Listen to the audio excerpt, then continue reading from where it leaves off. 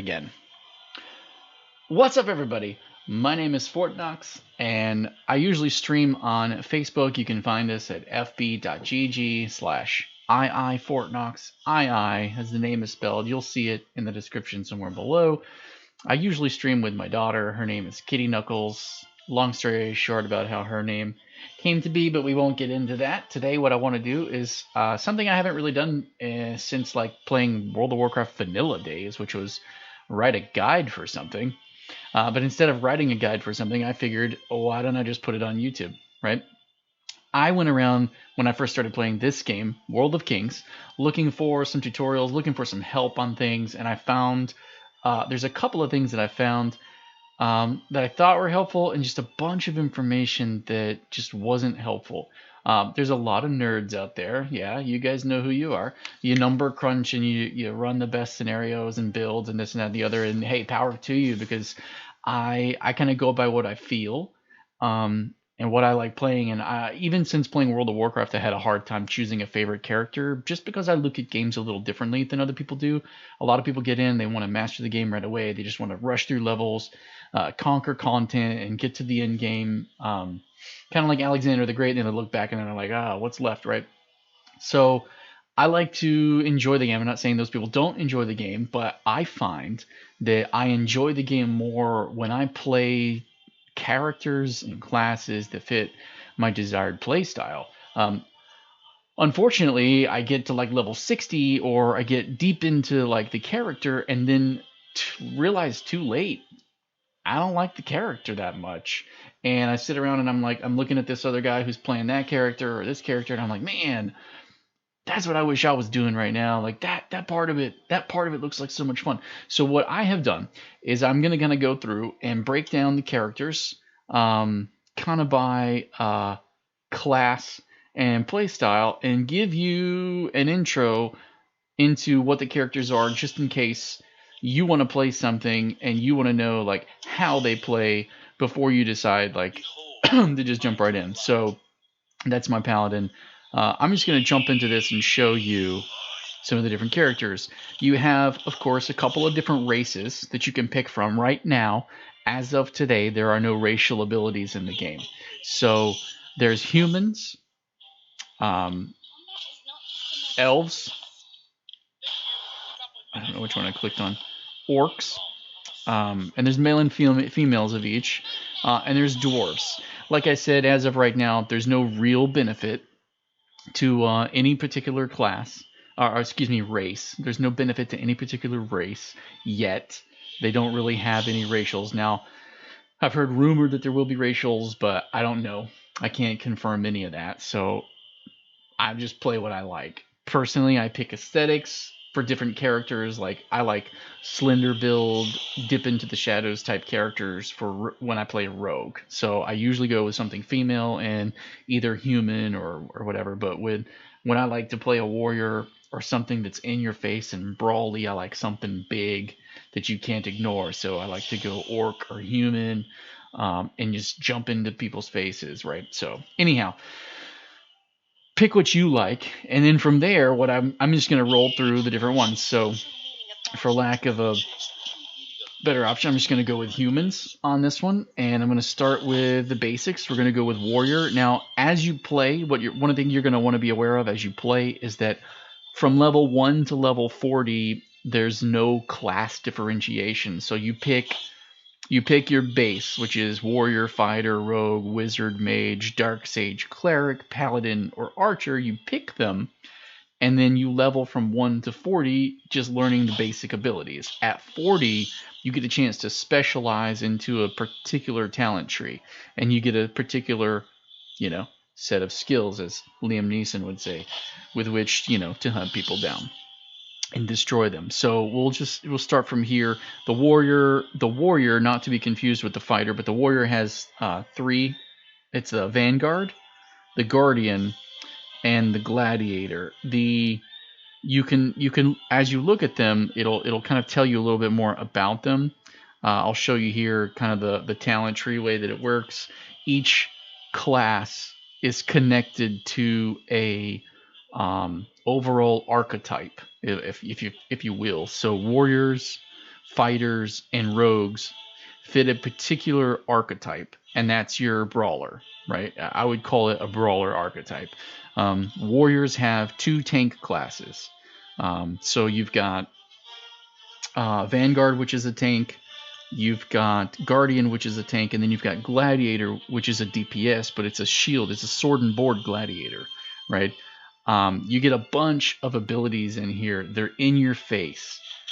They have stuns, right? They have massive damage. They have, CC abilities. This is the DPS warrior.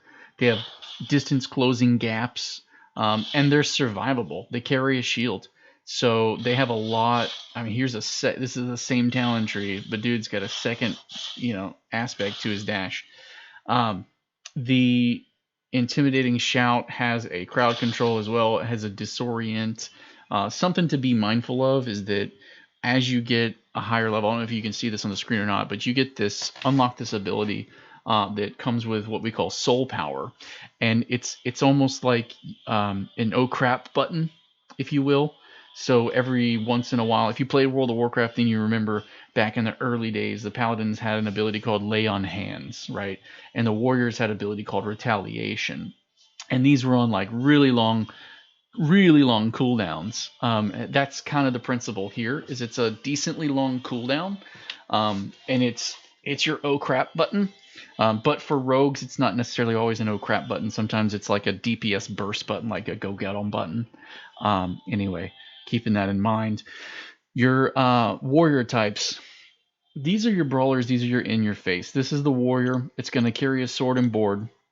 It's going to do shield bashing. It's going to do earthquaking. It's going to charge in. It's going to stun you. It's going to lower your defenses. It's going to keep you from getting away. It's going to make himself big and strong. The idea here is whether in PvE or PvP, you're in somebody's face. Now, I will say this. Based off of whether or not you play the game with PvP versus PvE in mind, you're going to want to pick a different kind of character. And I don't mean like there's specific characters that are better for PvE or PvP. It's just that there are certain play styles where when you get to the top, the very, very top, and you want to stand out, you're going to have that little bitty edge that puts your character or class just above somebody else's. So, warrior, gladiator warriors, the DPS warriors are really good for PvP. They're decent in PvE. They deal damage, right? They can hold their own, right? They're going to be in that average range. You're not going to see them top the damage charts because they're not a one-trick pony. Mages, wizards, they're not mages. Mages actually have a tank class, which I'll get into later. But wizards are pure one-trick ponies. They deal damage, and that's it, right? Rogues, one-trick pony. They deal damage. That's it. That's all they do. So if you're looking for something that deals just damage, like it's a DPS class, you're going to want to go with a rogue or, a wizard. You're a wizard, Harry. Anyway, yeah. So this is a fighter with a tank class. This is a brawler with a tank class, and it's called a warrior. The other brawler is semi-tanky, but it has a healing class. Oddly enough, all of these abilities geared toward healing someone, healing yourself. There's a little bit of crowd control built into some of these, but a lot of it is going to end up healing you or teammates. You even have a resurrect. Like this would be the quintessential, like, they deal damage. While dealing damage, they give teammates buffs. They can put debuffs on the enemy that allow whenever I deal damage as a different person to heal as I hit this. So like if you remember back in like World of Warcraft days, you had the paladins could put a debuff on, and that debuff on the character would actually heal whoever hits it, right? That's the idea and principle here. Really, really cool class. I'm seeing a lot of weapon masters reach high DPS charts. I'm seeing brawlers hit some high DPS charts. There's a decent amount of crowd control mixed into these, but you're not going to see any real hard CC. Like you're not going to see something that like, I just look at the two-handed, boom. This is like hamstring. It slows. You can see the debuff circle around the guy's feet there. You get a jump. Something to be aware of later is your leap. You can put points into the talent trees that'll actually give you multiple leaps. So you get a charge on it. Instead of just having a one-time use and wait for the cooldown, you can actually store up 2 charges on it. So you can leap, and if the person jumps away from you, you can leap again. This is really useful for PvE, not so much for PvP. However, it does allow you, like, say, ranged champions who don't have to worry about where they're standing to deal damage. So when certain boss fights, the boss jumps up and slams the ground. Well, the warrior, you got to get out of there, right? If you're a warrior, if you're a brawler, you got to stop DPS. You got to get out of that circle so you don't die, because sometimes they'll just one shot kill you. You got to move. In that time where you're moving, you're not dealing any DPS. So classes like this, having that leap to get you back into the fight to minimize the amount of time where you're not dealing any DPS is great. Also, it comes with a buff of, instead of it costing you rage to leap in, it actually generates rage. So it's a way of kind of getting out and jumping back in and then being able to burst up the difference of what you lost. So it's kind of cool. You're able to maintain some really good DPS numbers. In PvP, they're not very survivable. They do have a damage ability, this one right here, this particular berserker, that allows them to smack the crap out of whoever they're hitting for like massive numbers, and it generates a little bit of a heal back. But I'm telling you, when you're in PvP and you need a heal, this is not going to work. However, the Archon, if you want to be in somebody's face and you want to hold down on them and like slow them and stay on top of them and be obnoxious and heal yourself in the process, this guy has like several different healing abilities. In fact, he can go into a dungeon as a solo healer in a group of 5 where you need a tank, 3 TPS, and a healer. This guy can function as an actual healer. It's a unique kind of thing. Check it out. I think this is enough. I'm going to move on to the rogues. Rogues are totally that stealth class in your face. Initially, I love rogues. I love being a rogue. However, initially the rogues suck because their DPS just doesn't really hold to some of the other champions' DPS that they can put out. And the issue is that you're super squishy and your stealth doesn't work the same way that it works in other games where rogues have stealth. In this game, you initiate your stealth mode, and then it goes on like a 60-second cooldown, which absolutely sucks, because if something happens to you and you get pulled out of stealth, that's it. There's no vanish. There's no getting back in. Later, you do get a neat little ability, Smoke Bomb, but not until after level 40 when you specialize. It does also kind of disorient, so that's kind of cool. It's like a combination of World of Warcraft's Vanish or Smoke, the blind powder that the rogues would use. And I'm referencing back to vanilla days. I loved vanilla. I can't wait for that new one to come out. Anywho, Blade Master is extremely popular. Which is this one. Lots of good sustainable damage. The bleed effect on the stun with the bleed effect, so you do get a hard CC. You actually get to come out of stealth with a dash stun, and then follow that up with another stun, and that stun does bleed damage, and you can bleed them while trying to burst the rest of them down. Early on, it's not enough. I'm going to tell you right now, you get 1 stealth, which later you can actually get up to 3 charges on your stealth, maybe more. I haven't finished playing the game yet. I'm only level 60, maybe right around that 70 mark on your bloodline. You figure out what that is later. It's really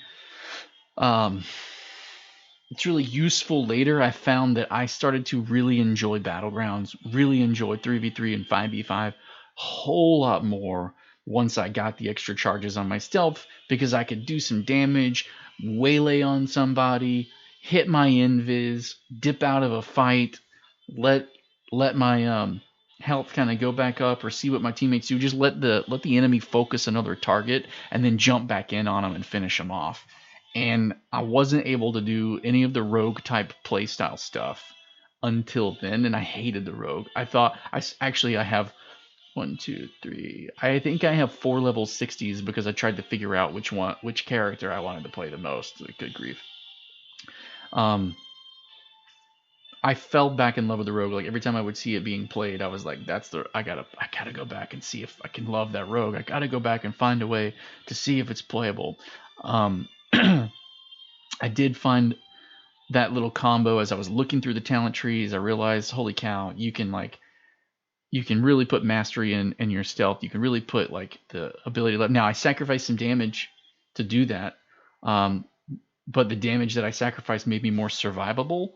And I'm hoping that as I level up and I continue to get the sigils and the other talent point stuff, I can reinvest them back in the damage so I can have the survivability and the damage. Anywho, Shadow Dancer is really good. Sorry, it's not Shadow Dancer, it's just Shadow. Then Spellblade is also really good. Spellblade's neat because it has a stun, but the stun is like a distance cast. So as they get away from you, you can actually, boom, lock them down and then like close the gap on them. It's really the most important part of PvP. A lot of what I'm talking about is from a PvP perspective. From a PvE perspective, you want as much sustainable damage as possible. This class does give you that, and it gives you that in like that in your face kind of in and out of fights, dashing and thrashing kind of playstyle. Now let's move on to the other subclasses, or the other, I don't even know what you call them, archetypes, really. The other archetypes. We're going to call them that from here on in. So I'm going to call this the caster archetype. I'm going to call these the brawler archetype because they're brawly and they're in your face. These are casters. And then I'm going to call these like your support slash ranged. Maybe we'll just call them your support archetype, but it's not a true support archetype, and I'll get into that later. But anyway, we're going to start here with your mage. Your mage is your classic mage. If you think about like World of Warcraft days, if any of you play World of Warcraft or any of the other games, it's an arcane mage. It has polymorph.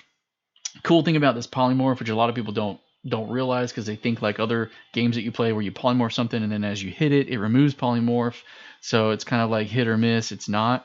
This is a hard CC. You polymorph them. They stay polymorphed for a number of seconds. You can damage the snot out of them. Your entire team can jump on them while they're polymorphed. You can polymorph a healer and then blow it up. It is not coming out of polymorph. Okay. Polymorph is really, really cool. The other thing, this is another hard CC that mages have. It's a black hole, and you can't really see it on this, but it bounces the enemies up in the air, and people hate it, dude. It's an obnoxious crowd control. Blink is available on the wizard. The mage. This is the mage. Is available on the mage, and it's really long range. If you can see the distance that you close there. Boom! Like, it takes a while to get used to it. You can put more points in this and get additional charges in your blinks. You can actually blink more than once as you get later on in the game. I thought that was really cool. It's very survivable. It does have a counter spell on some of the specs, but not on all of them. So we're going to look at Crystal Mage. Crystal Mage actually has an AoE. This AoE crystal comes and does damage. Later, as you build it up and get points into it, it also has a disorient. So in PvP, it's extremely useful because you have that and you have Sheep. One thing I don't like about this class is it literally has one ability. You literally are going to spam the snot out of this one ability right here, Arcane Magic Missile. And then as you build up Arcane charges, you're going to eventually be able to cast Arcane Blast and do a crap ton of burst damage with that sucker. But it's a long cast time, dude. You're also going to cast Disintegrate in between those. And you're basically going to be rotating between them. They're both going to generate crystal charges for you and allow you to deal out more damage. They also give some buffs. Really cool thing is the Arcane Mage. As you get to the Arcane Mage, same basic principle, the missiles, then you get the Arcane Blast, you get Polymorph. This one gets Black Hole. The other one does not get Black Hole, it gets Arcane Crystal. Arcane Crystal is a damage dealer, Black Hole is a damage dealer, so they're different. They don't both get them. This one gets the Black Hole, and as you go, they both get Disintegrate. Really cool here is you get Time Warp. If you remember like Bloodlust, if you played World of Warcraft, you played like Shamans, Bloodlust is essentially it. It increases your cast rate, increases your movement speed, increases your haste in general, so your attack speed, your cooldowns. I think it shortens your global cooldowns even because I was able to really spam abilities with this build, with this loadout. It was really, really fun. Your channeling speed's much faster. Your cooldowns come up much faster. It's really good, and it benefits everybody who's inside that graphic. On the converse side, it's also a slow. It slows your enemy's attack. It slows them down. So like if you're playing an Arcane Mage in PvE and you want to get up close to really benefit your teammate, it's a really good team synergy. Stand close to the rogues and the warriors and like burn some DPS. Excuse me, sorry. Burn some DPS out. It's really, really useful. Battle Mage. This sucker is freaking awesome, but do not make the mistake of leveling as a battle mage because they don't deal any damage. Tons and tons of damage mitigation. That's a stun right there. This is an AoE. They're the only ones with an Arcane Blast AoE. The other ones don't have it, but that's a stun. This is a stun and a silence. This is a blink and a getaway. This is a stun. This is a ton of damage. This is a silence. Like literally every time you turn around, you're getting stunned and this and that there. Plus, it either diminishes the damage of the opponent or it boosts the defense of the player. So it's super survivey, super tanky. You can't see it really well from here, but you get a shield and a sword, and you cast magical stuff. It's probably one of the best tanks in the game. When I played it and I was like it's only level 50, 54, I was ripping aggro away from level 60s who were geared and not dying. Like they were easily able to keep me just as alive as the other players. Like it's stupid powerful. It's probably going to get nerfed. But if you like an in-your-face magic style, that's what this one is. This is not really a caster. It is because the actual melee can have a range. So one of the cool things is like some of the boss fights, the boss will do things and like everybody's trying to attack the boss and the boss will be stationary, but he's like sending bombs out, or he's like gonna make something explode, or he's doing a whirlwind. You can blink out of that. Just blink out of all of that madness, bloop, disappear, and then you can literally from range use your ability to keep hitting him. Boo, boo, boo, and then you can actually hit him with this one from range too, and you can keep aggro from range. So you don't actually have to be in its face to tank it, which is wild. The highest aggro abilities are this one, which is a kind of close range AoE, as well as this one, which is also a close range AoE. So in order to like yank aggro back and taunt, you do have to have those. But if you like those very mobile, bursty damage types, the Mage is actually really, really good for that. That's the Mage. The other one, I'm going to skip it. I'm going to move to this one instead of going down to the Dark Sage, because the Wizard is also your high mobile. Let's see, where's your teleport? Same kind of thing. Teleport. Teleport. You get the whole thing. Probably one of the best classes for PvP in the game right now is this one. That's a slow. This is your generic. This is your regular damage ability. You get an AoE Blizzard. You get a Frostbolt. So you get the AoE Blizzard, you get a Frostbolt. Shortens the cast timer on Frostbolt whenever you do other things. You can freeze them down. As you freeze them down, that's also your range. You can turn into an ice block whenever you're in danger, but when you freeze them down, you can actually deal bonus damage to them with this little sucker that pops up. You get mana freeze, which is basically locking their mana out. It's a counter spell, so when they're casting something, you can lock them out. You can also like stun them whenever they're frozen. It's just super obnoxious. They can proc. There's not a whole lot of diminishing returns on the CC yet. I don't know if they're going to patch that and make that a thing, but as of right now, you can literally keep someone perma-locked and perma-slowed with this wizard. So if you like fighting from a distance and being able to get away from people, like holy snap, this is it. Fire is all about burst. You do get like this meteor. It doesn't show it here, but it knocks people up and away. So there is some CC to that. But it's fire, it's burning, it's damage. Yeah, there's this sucker right here. People will blink in and then boom, blow people around. And if you want to light your people on fire, do damage to them, ignite them, and it's really sustainable. It's good group damage. This is the Frostfire, or Fire Frost, excuse me. Incinerate, Living Bomb, same thing here. You do get the slow orb from the frost one as of earlier. You also get this AoE, like frost burn. It's like a fire frost. It's a frost fire, I guess. You get, I mean, all of these slows and blasts and burns. The counter spell lockout. You don't get ice block, which is that oh crap button you get here. It's on a 2-minute cooldown, right? But I'm sure that there's talents and stuff that reduce that by like 10 or 15 seconds as you go further in. And sometimes you get, I don't know if you get more than one charge on this one or not, but anywho, this is your Dark Sage. It's very akin to, like, say, a Warlock in a lot of different ones, in a lot of different other games that you could play, or like in Diablo. I would say it's probably not the wizard from Diablo. It's probably like the witch doctor or something to that effect. You don't get any creatures, you don't get any pets or anything like that, but you can drain life. So this is your drain life spell. It heals you.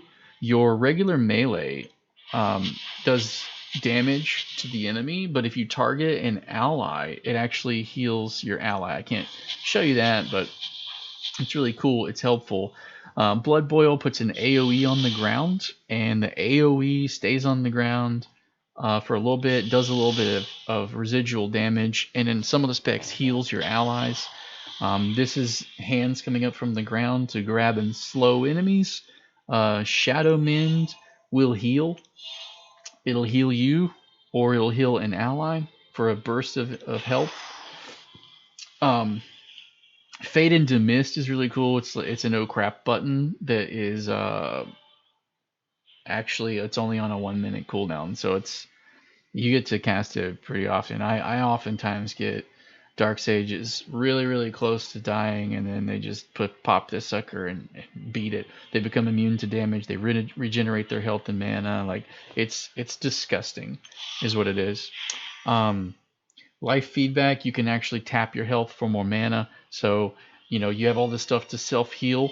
So you can heal yourself, and then as your mana gets low and you're looking to be able to deal more damage, you can just pop some of your health and deal more damage. And as you're dealing damage, you get your health back. So it has this nice synergistic flow. It is a caster. It is what I call a roaming caster, which is where you cast your abilities and you're running freely. The other ones you can actually cast while running, so you can cast even this channel cast. Like other games I've played where you cast and you have to stand still while you're casting, you don't. With the wizard and the mage, you can actually walk around while casting, but you walk at like 30% of your original speed or something like that. Like, it's slower.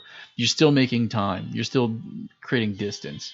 And that one thing is what makes these supreme in PvP, these three, because they can blink away already, and burn that distance, but then they can also keep the distance moving while they're casting. So normal, like in PvP scenarios, normally you would have like to blink away, get some space between you, and then you have to stand still and cast your abilities back. And that kind of gives your melee champions some room to counterplay. Not in this game. In this game, you can blink away, and as you're casting, you continue to run away.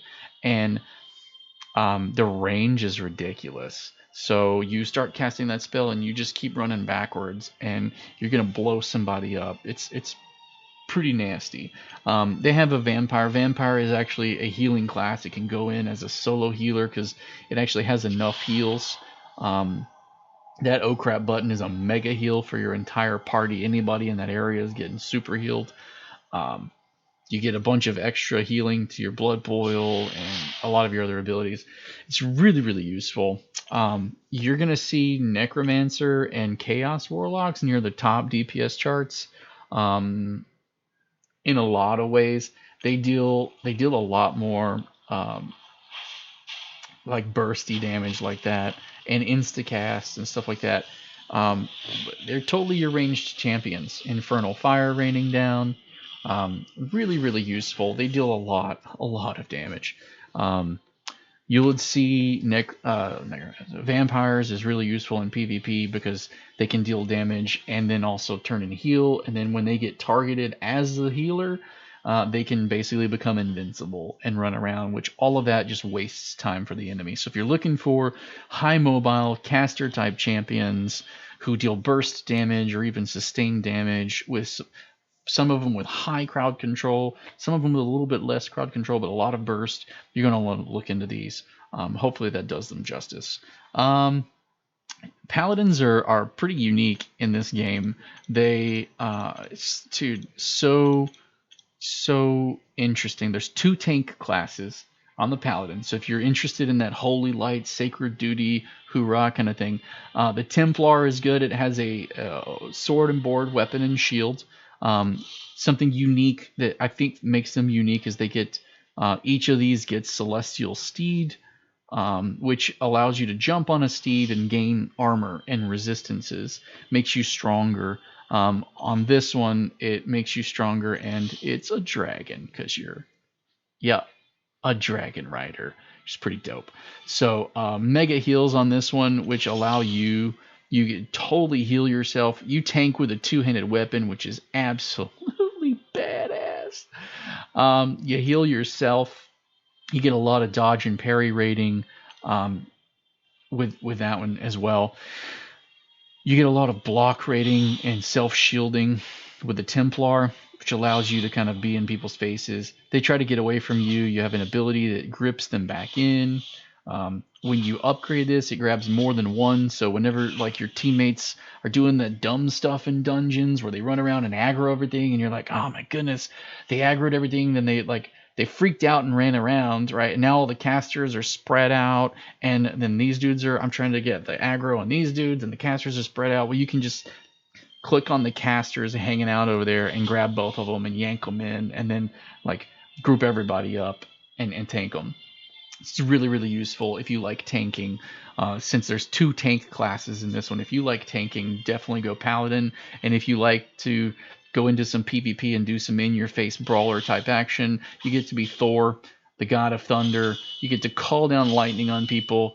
The thing I don't like about this one is that it does have a hard CC stun, but the hard CC stun is on a probability scale. So as you build up ticks of lightning on the enemy player by casting, this spell, which deals lightning in a cone, and this spell, which creates a storm. And then you hit them with this, boom, you have a chance, the more stacks of lightning they have on them, the higher the chance of the stun. But honestly, like it's just not really predictable. So you end up having to resort to your Celestial Steed to then charge them. You do get a charge on your Celestial Steed. It's not showing up here in this preview because it just isn't. This makes you big. You get wings. You deal extra damage. You become a little tankier. You can lock out spells, so you do get a spell interrupt. Not every class gets a spell interrupt, so there you go. If you're looking for a brawler for PvP that's in people's faces, deals a decent amount of damage, I will say this, you don't have a lot of hard CC in this one, so you're going to get smashed. However, on the dragon, you get area of effect damage, you get waylay melee abilities, you're much tankier as a dragon rider. This ability heals you for a dope amount. Like, you're going to get a decent amount of healing. You do get the holy grip. You pull people back in as they try to get away. You turn into a dragon. What's not visible on this, which, it's just helpful tips. I would like to know this if I was picking it. I wish I'd have known this. It's not in the preview play here, but you turn into a dragon and you get an ability. You don't get the Celestial Steed gets to charge. You don't get to charge on the dragon. You get Dragon's Breath.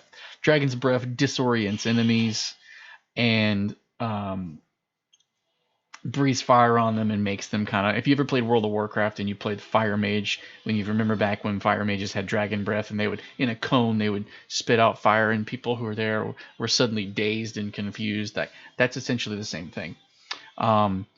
And your super ability on this one is you get to fly. You can't see it, because it's just, I don't know why they did it this way in the thing. They should have pulled the camera out, but whatever. You get to fly on your dragon. You stay on the dragon for a while. You can fly around on the dragon, which is cool. You breathe fire. You don't disorient in this one, but you breathe fire. You melt their armor and their resistances. You become super tanky. This is great for tanking, and it's also great for PvP because you become really hard to kill when everybody's trying to focus you down. And then, yeah, so there's that. If you're traditional healing class, these are a pain in the butt. I'm going to tell you they're a pain in the butt to level up, but they heal like madness.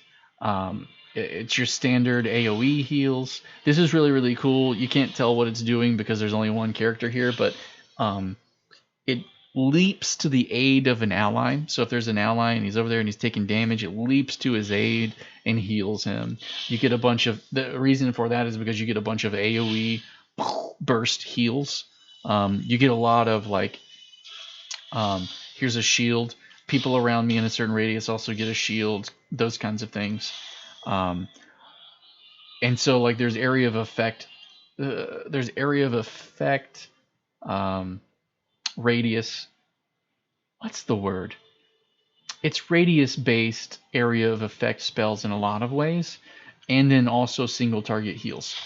You get some holy burning. This is the Saint, which is really, really good. The Exarch has a few more damage abilities that are pretty dope. Exarchs are actually rated really high in PvP because they can not only shield, their shields are really strong, which allows them the benefit of protecting allies and throwing out a little bit of extra DPS to help the team without having to like critical heal someone yet.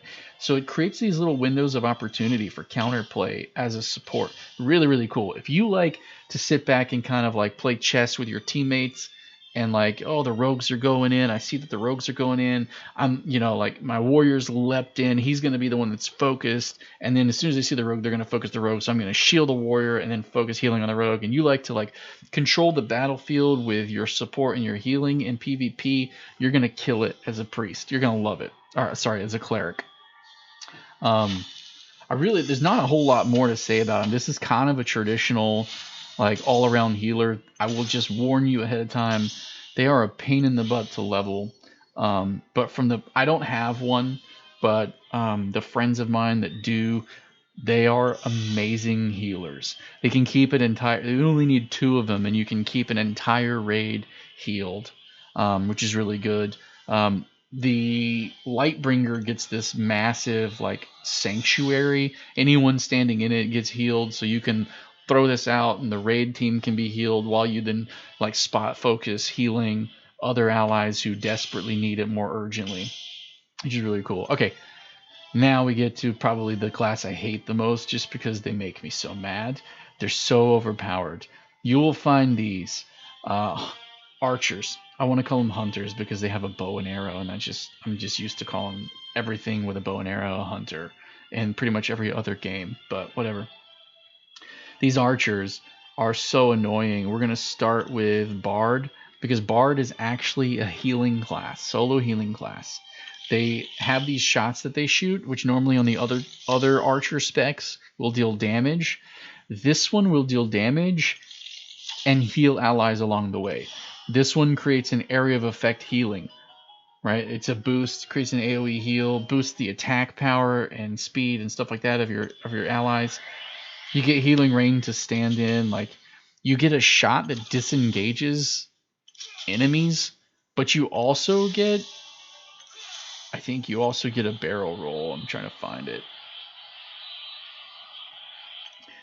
You get like these little military, they call them military abilities, where you can like dash roll around, disengage. So you get disengage as your own ability. You can cast that.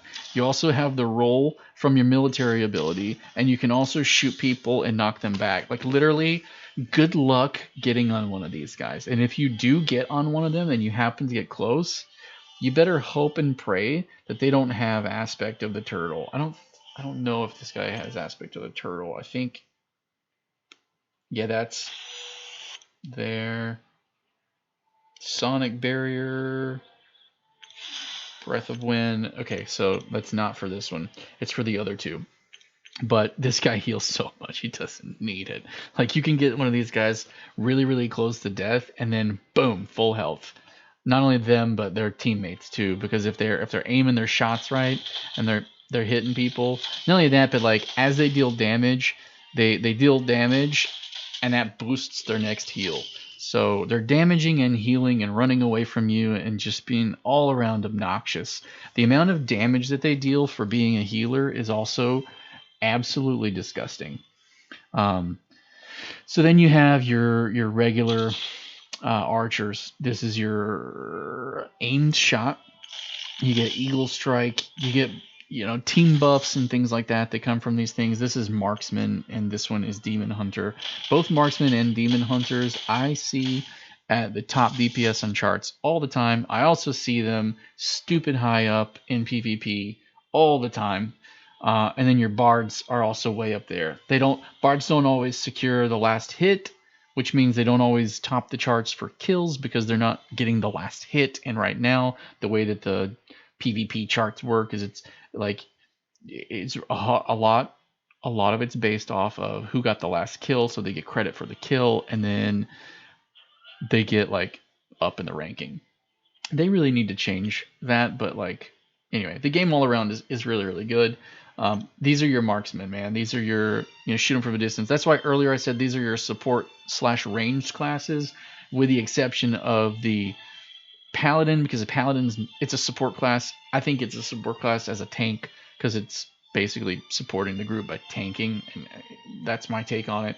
But the they're not a ranged class. The other two are. Your cleric is, and your archer is ranged, and that really kind of is the breakdown. So I would call this archetype support archetype, and I would call this your caster DPS archetype, and then I would call this your brawler archetype.